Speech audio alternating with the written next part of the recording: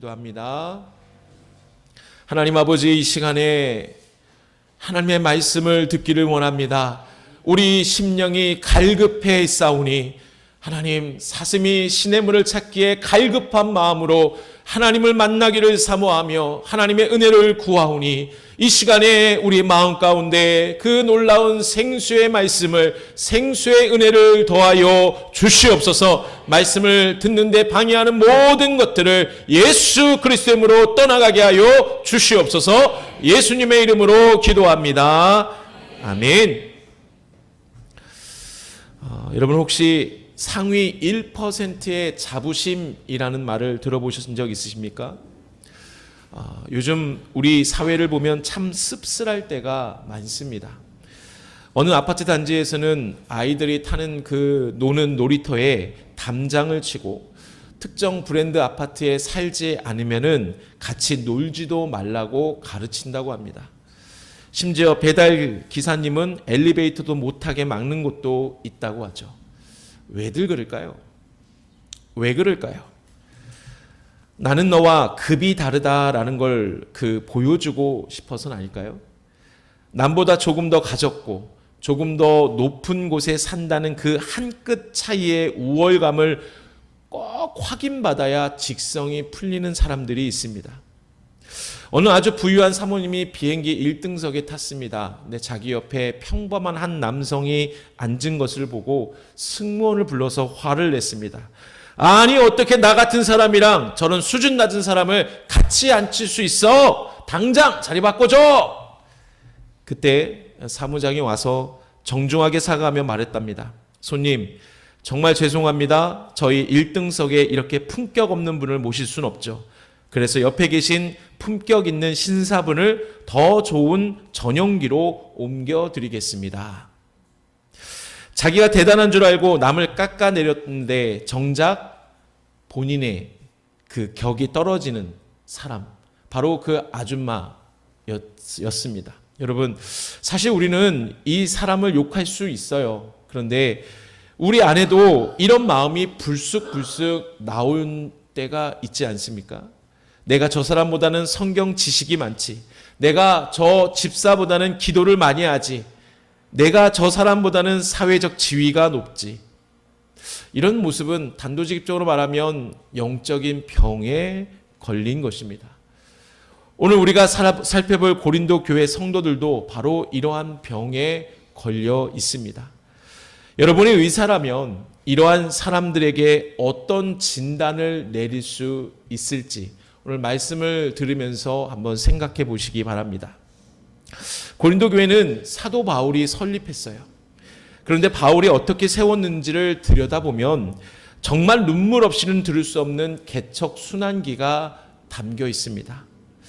바울이 오늘 본문 2장 3절에서와 같이 내가 너희 가운데 거할 때에 약하고 두려워하며 심히 떨었다라고 말한 이유가 바로 그 설립 과정에 다 녹아 있는 것이에요.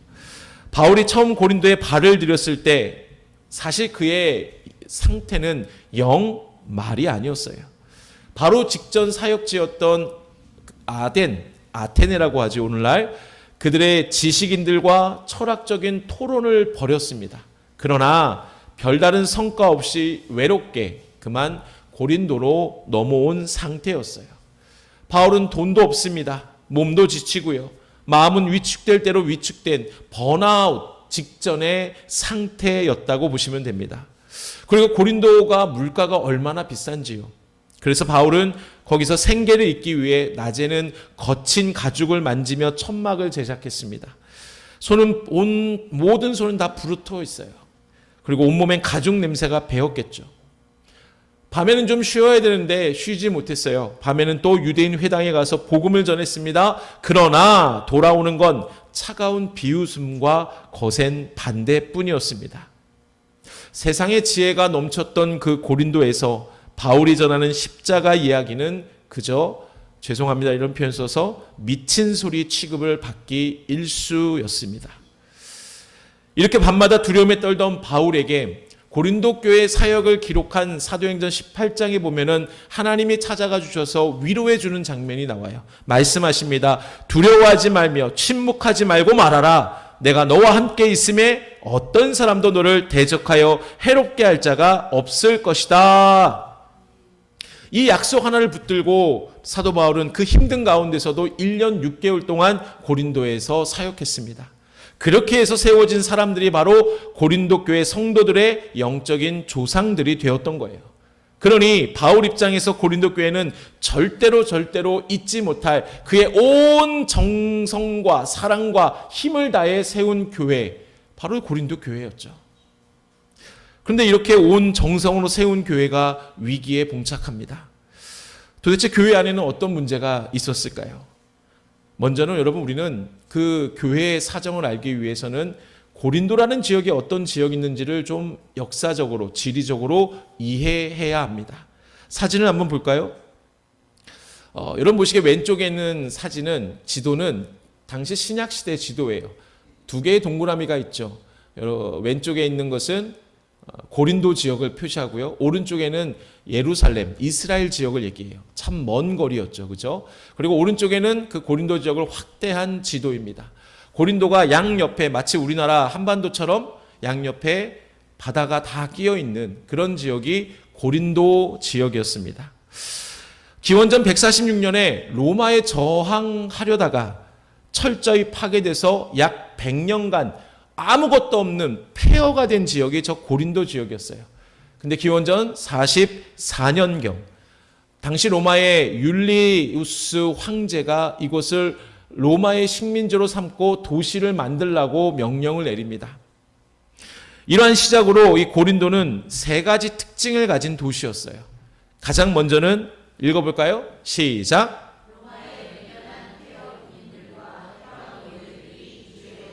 네. 그래서 돈이 많은 사람들도 있었고요. 심지어는 노예들이 이주해 와서 밑바닥부터 시작해서 자수성가를 꿈꿀 수 있는 모든 기초가 토대가 된 곳이, 그래서 돈을 많이 번 사람들이 있던 곳이에요. 두 번째로는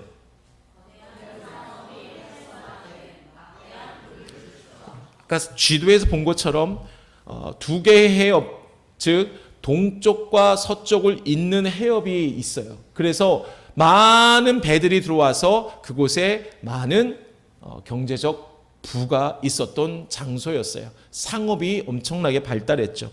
오늘날에도 그곳에 여러분 혹시 들으셨는지 모르겠지만 고린도 운하라는 게 있어요. 그곳과 연결해서 배가 지나가서 경제적 많은 부를 얻게 된 그 운하가 있습니다. 마지막으로 시작. 로마의 모든 그 지식들, 모든 성공 사례들이 다 들어가 있던 곳이 바로 고린도라는 곳이었어요. 그러니까 결국 고린도는 실력만 있으면 신분을 쉽게 세탁할 수 있고 성공할 수 있는, 마치 우리나라가 오래전에 미국에 가면 성공할 수 있다라고 해서 아메리칸 드림을 꿈꿨던 것처럼 고린도 드림을 꿈꿨던 곳이 바로 이 지역이었다라는 것이죠. 그러다 보니 사람들은 자기 힘으로 일군 성공을 증명하기 위해 아주 혈안이 되어 있었어요.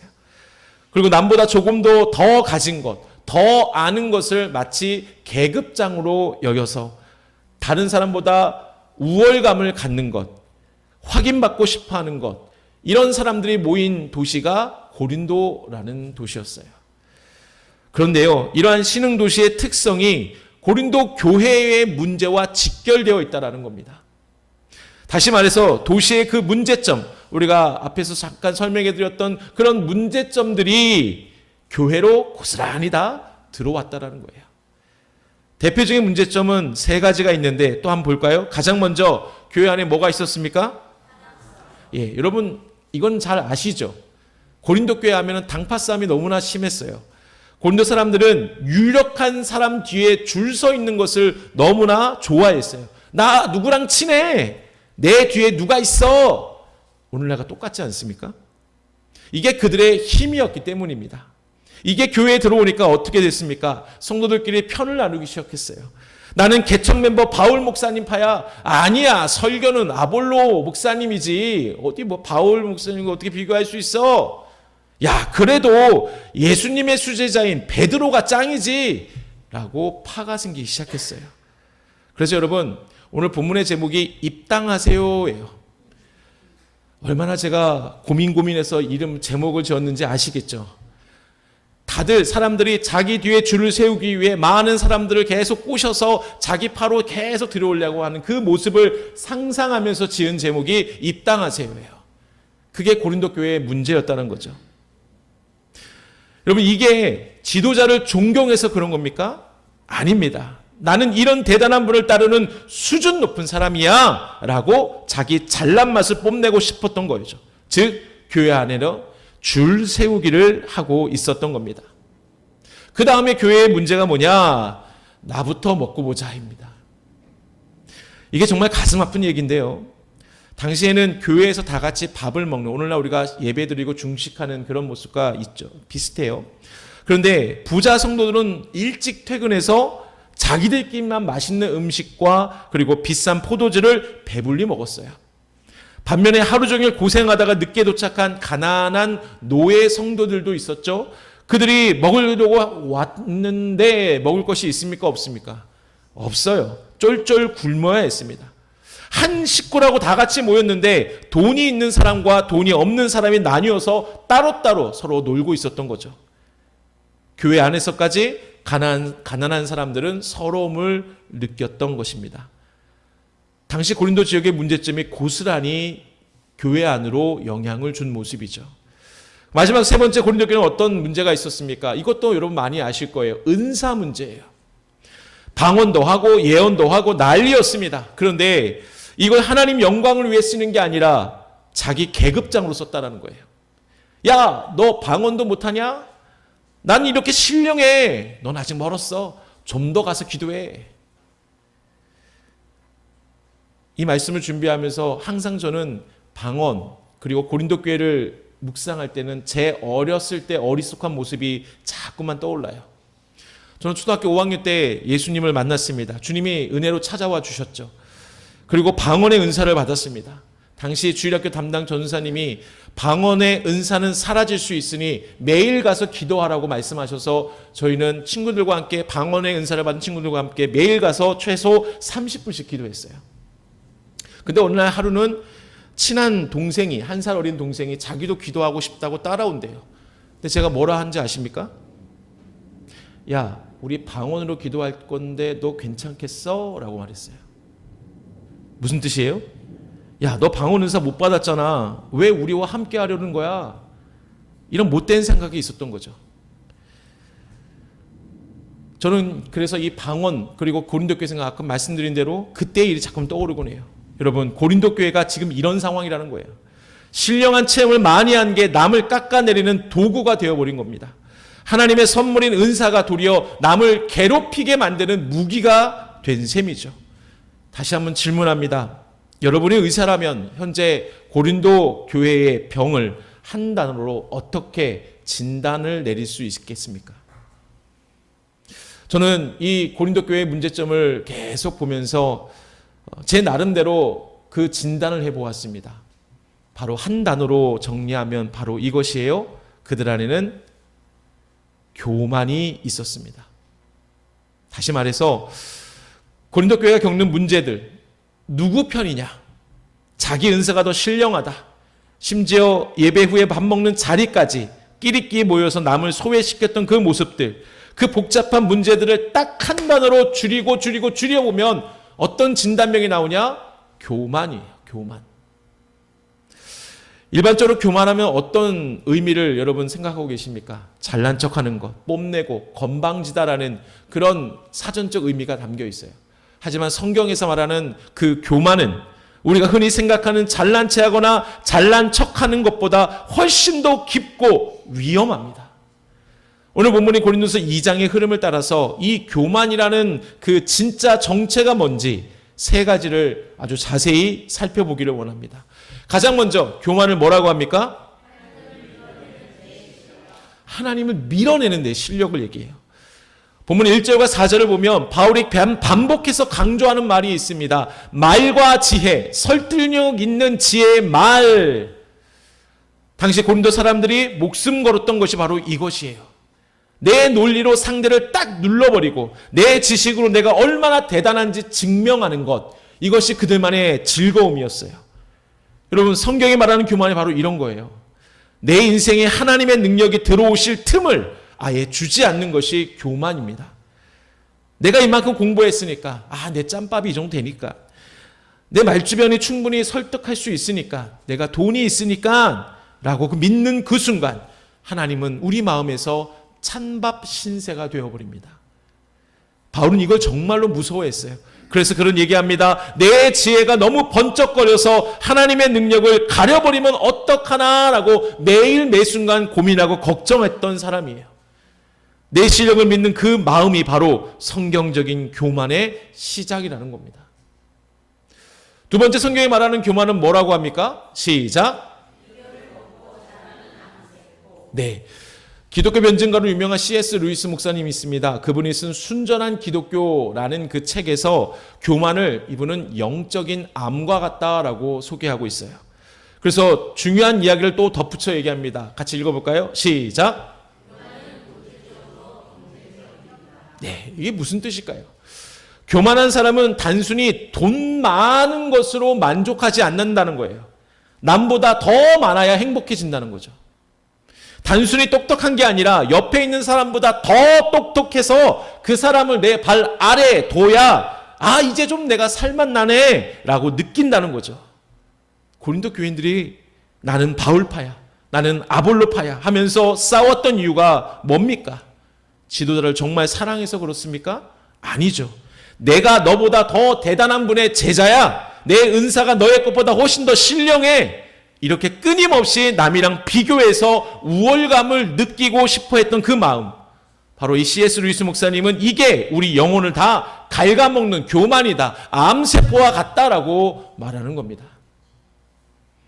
세 번째, 성경이 말하는 교만은 무엇일까요? 시작. 루이스가 말한 교만의 가장 무서운 점은 따로 있습니다. 교만한 사람은 항상 아래를 내려다봐요. 그런데 정말 교만이 무서운 것이, 잘 들으세요, 아래를 내려다보면 그 아래를 내려다보는 동안에는 절대로 자기 위에 계신 하나님을 볼 수 없다라는 겁니다. 여러분, 이게 얼마나 비극입니까? 내가 남보다 얼마나 잘났는지, 저 집사님보다 내가 뭐가 더 나은지만 살피느라 고개를 푹 숙이고 있다라는 거예요. 그래서 나보다 못한 이들만 보고 있으니까 정작 하늘에서 우리를 사랑으로 보고 계신 하나님이랑은 눈이 마주칠 겨를이 없는 거예요. 바울은 본문 2절에서 이렇게 얘기하죠. 같이 읽어볼까요? 시작. 너희 중에서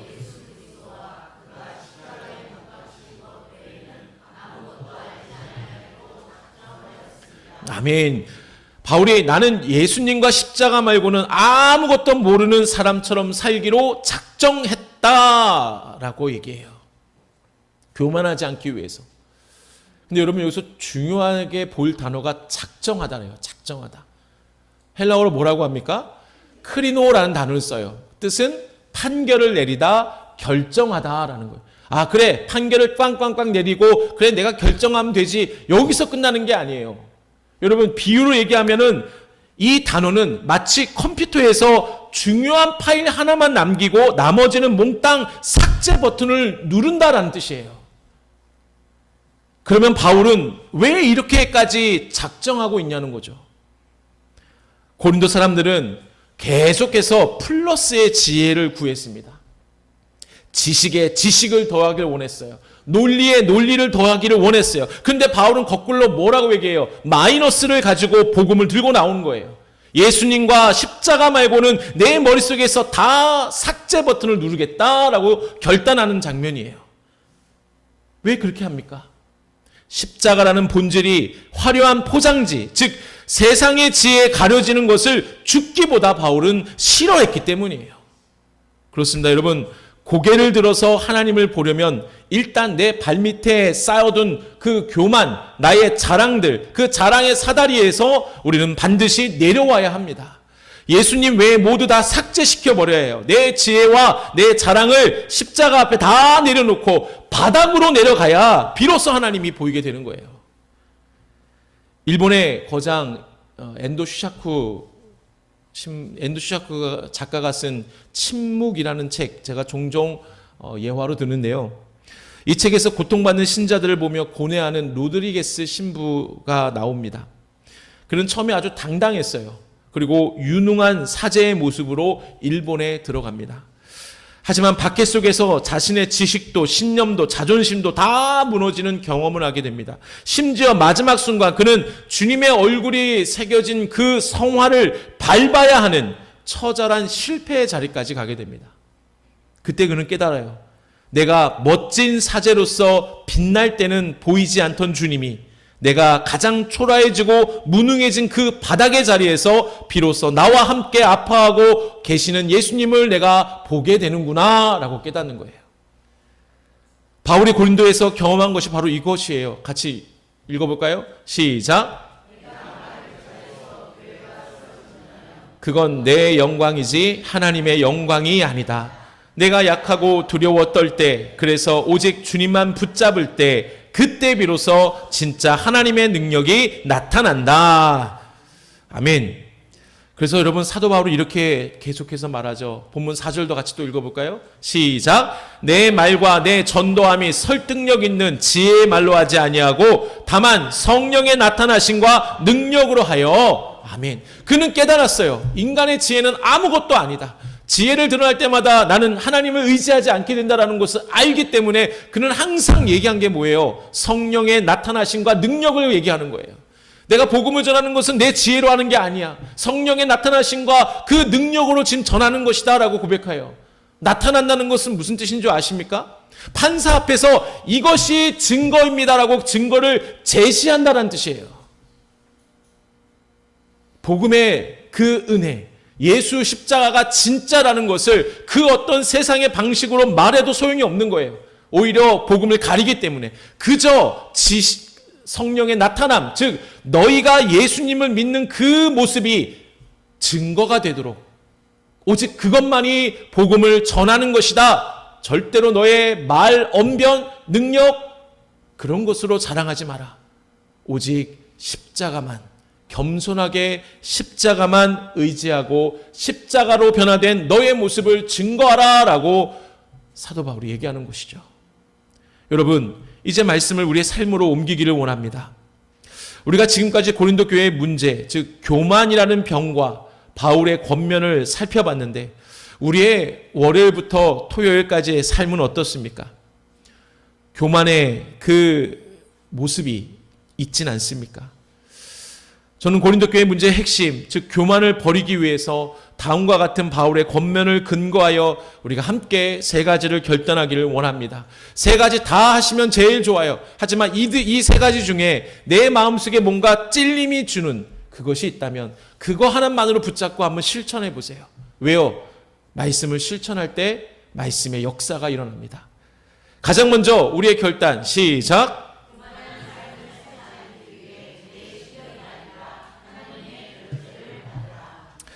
하나님의 결제를 받으라는 거죠. 바울은 자기 실력을 믿지 않고 오직 성령의 능력만을 의지했다라고 고백합니다.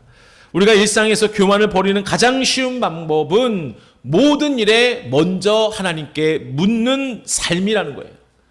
보통 우리는 내 경험이 풍부한 일일수록 하나님께 묻지 않습니다. 기도하지 않죠. 이건 내가 해봐서 알아. 이건 내 전공이니까 하고 하나님을 뒷전으로 밀어냅니다. 여러분, 이게 바로 하나님을 밀어내는 교만이에요. 이번 한 주간 아주 사소한 일이라도 시작하기 전에 마음속으로 이렇게 기도해 보세요. 하나님, 제가 하는 게 아니라 주님이 도와주셔야만 합니다. 주님이라면 어떻게 하시겠습니까? 이런 기도가 우리의 삶 속에 계속 이어져야 하는 거예요. 여러분, 다윗이 왜 하나님께 사랑받았습니까? 아말렉 나라가 와서 자기들이 없는 그 순간에 사랑하는 가족과 모든 재산을 다 가지고 왔죠. 여러분이라면 어떻게 해요? 당연히 뒤쫓아가서 데리고 와야 되잖아요. 그게 맞잖아요. 근데 다윗은 어떻게 하신지 아십니까? 그 순간에 에봇을 가져오라고 해요. 에봇이라는 것은 하나님의 뜻을 물을 때 사용하는 성전 물건이었어요. 무슨 뜻이에요?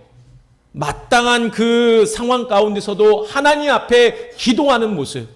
그래서 다윗이 내 마음에 합한 자라고 하나님이 칭찬하시는 거 아닙니까?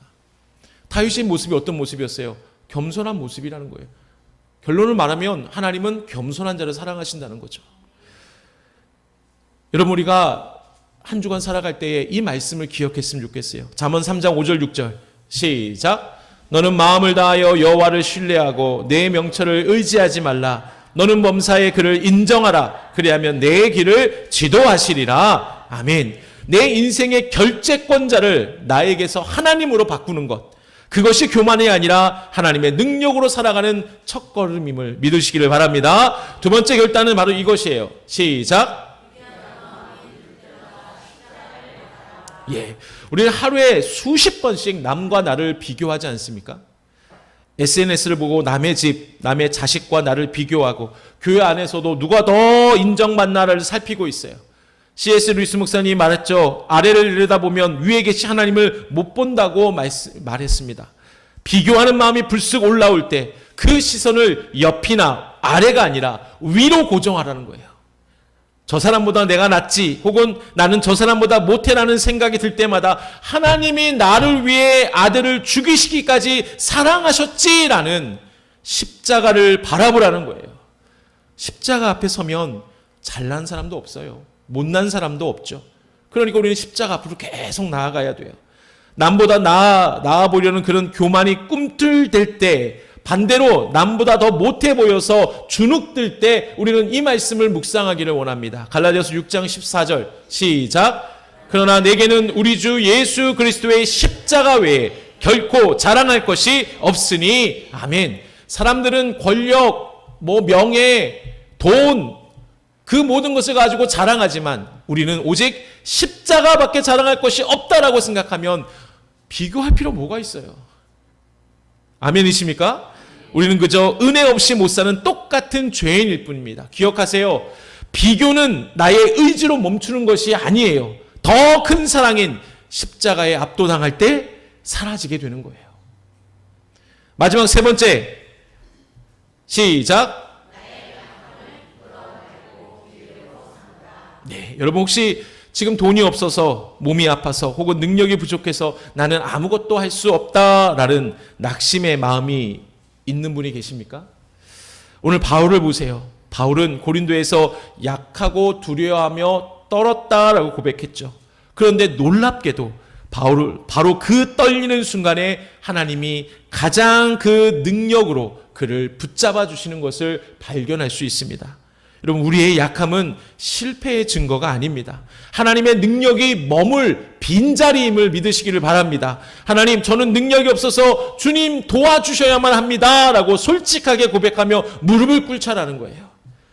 내가 강할 때는 내 실력만 나오게 되지만 내가 약할 때 비로소 내 삶에 하나님의 기적이 들어올 공간이 생긴다는 겁니다. 이번 주 우리의 부족함을 보며 한숨 쉬지 말고 하나님, 여기 제 부족한 빈자리에 주님의 능력으로 채워주옵소서라고 기도하며 당당하게 세상에 살아가기를 원합니다. 기억하세요. 내 실력을 자랑하면 내가 일하지만 내 약함을 고백하면 하나님이 일하십니다. 이번 한 주 세상의 똑똑한 지혜가 아니라 하나님의 미련해 보이는 십자가 능력으로 승리하는 우리 모두가 되시길, 그래서 교만이 아닌 겸손한 삶이 되시길 주님의 이름으로 축원합니다. 우리가 말씀을 기억하며 함께 찬양합시다. 여러분, 우리가 인생을 살다 보면 도무지 우리 머리로 이해할 수 없는 일들이 많이 다가옵니다. 열심히 살았는데도 고난이 찾아오고요. 내 실력으로 충분히 해결할 수 있을 것 같았던 일들이 막막한 벽에 부딪히기도 합니다. 그때 우리는 당황하죠. 내 경험과 내 지혜가 통하지 않기 때문이죠. 사실 그 순간이 바로 하나님이 우리에게 너의 자랑의 사다리에서 내려오라라고 말씀하시는 순간입니다. 여러분, 이 시간 우리가 고백하기를 원합니다. 주님, 제 짧은 지혜로 세상을 다 이해하려 했던 그 교만을 내려놓습니다. 내 삶에 일어나는 이해할 수 없는 일들 속에서도 여전히 신실하신 하나님의 계획하심만을 믿습니다. 이 믿음의 고백을 담아서 우리가 함께 찬양하길 원합니다.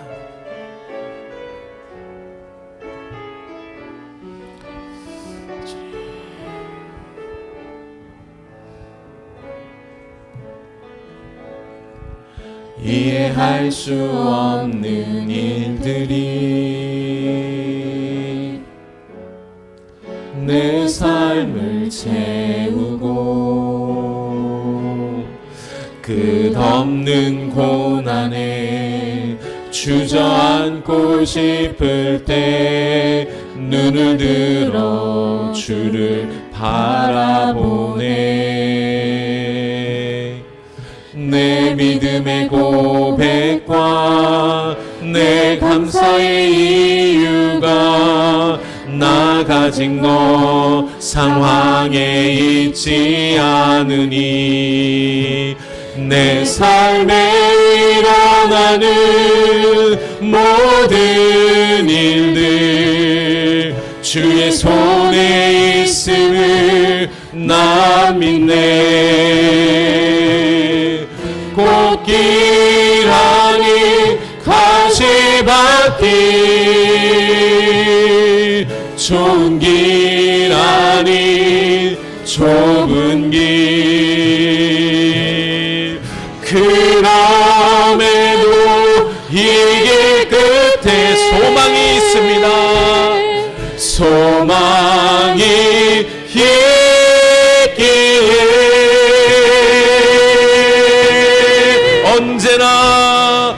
언제나 어떤 상황에서도 하나님은 옳으십니다. 실수가 없으신 신실하신 하나님 주의 선하심을 나 믿네. 언제나 어떤 상황에서도 믿음으로 고백합시다. 하나님은 옳으십니다. 실수가 없으신 신실하신 하나님 주의 완전하신 나 믿네. 이 시간 우리가 결단의 기도하길 원합니다. 하나님, 내 짧은 지혜로 인생을 판단했던 교만을 내려놓고 이해할 수 없는 상황에서도 하나님의 신실하심을 끝까지 신뢰할 수 있는 믿음을 허락하여 주시옵소서. 남보다 높아지려 했던 그런 비교의 마음을 십자가 앞에 못 박으며 오직 예수 그리스도의 은혜만을 내 삶의 유일한 자랑으로 삼게 하여 주옵소서. 내가 강해지려 애쓰는 삶이 아니라 나의 약함을 통해 성령의 능력이 나타나는 삶이 되게 하실 줄 믿고 주님 모든 삶 속에서 하나님 겸손하게 주님만을 바라볼 수 있는 삶이 되게 해달라고 이 시간 주여 하며 주시고 기도하겠습니다. 주여,